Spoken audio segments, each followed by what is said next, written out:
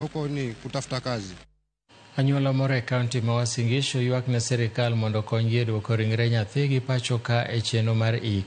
Martha Wanjiru nowito ngimane e piny Saudi Arabia dweche 9 mokalo e yo ma ok ler ka gie sani anyuola mare ting' mar duoko ringre nyargi e pacho ka koro bembogi. Kaka Cynthia Onyango leronwa, anyuola no midhiero mako mar duoko ringre pacho ka mondo gimiye kopo mogik.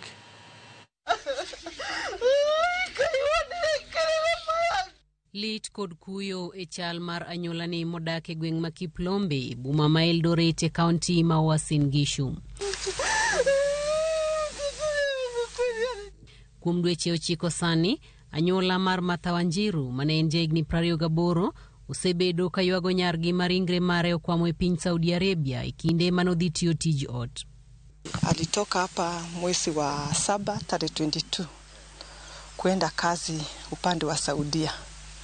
Alipokuwa huko tulikuwa tunaongea naye kwa simu, nikamuuliza kama ako na shida, akaniambia ana shida yoyote. Usilalangi kabisa, silalangi.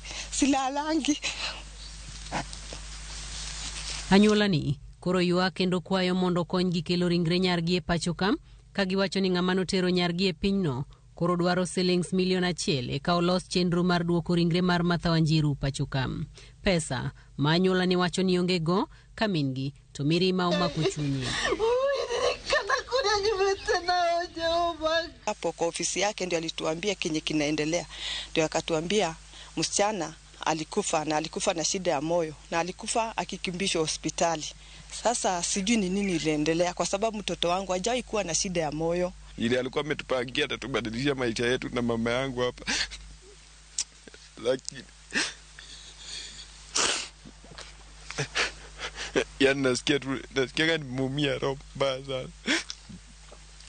Tunataka tu usaidizi tu, ndio tunataka tusaidiwe tu, mwili irudi, tumuzike, turidhike roho zetu hata. Anyuola ni wacho ni ne giyudo ote ma oko yangore ewi tho mar nyargi.